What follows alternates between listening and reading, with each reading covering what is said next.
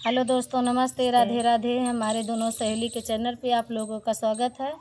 देखिए, आज हम तीनों सहेली सोहर के उठान गीत सुनावे चलत हई। आ देखा कि कुसुम दीदी के भतीजी के लड़की पैदा होगा। अब बहुत प्यारा सनी कहीं ना कि सोहर गीत सुनाई दे जतु पूछे सब तो जितना होती चले था है गवात है। हम चला। हमारे भतीजी के भवा बताना सुनाऊ हाँ, तो भाई के हमसे कहा बिटिया चला बेटवा होई में गे। आज के जमाना में अंतर अरे होई नहीं गे, बा। लक्ष्मी आई है, लक्ष्मी आई कहाँ है। भूली। जौन बेटवा न करी तौन बिटिया कही दई ही, लेकिन बिटिया मनई दब जाती, दबई न चाहे।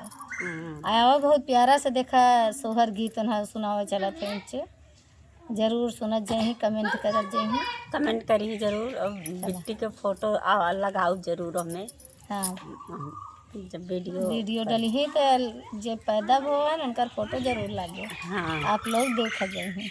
आइए गीत के सुना वही चला था। अब अल्ले 2 रोज के पहले गवाई जाते ये रही नहीं। थोड़ा सोहर नीचे पड़ा था, नीचे पड़ा था थोड़ा हमारे दिक्कत बना हमारे, ऐसे हम बहुत खींच नहीं पाए गाना। चले गए रहे हेर के लिए आई हैं। चले गए दूसरे के ना हेर सब चलाई और जाई देव का। चल मचिया ही बैठी हैं सासू बहू आया रज करे बहू आया रज करे हो सासू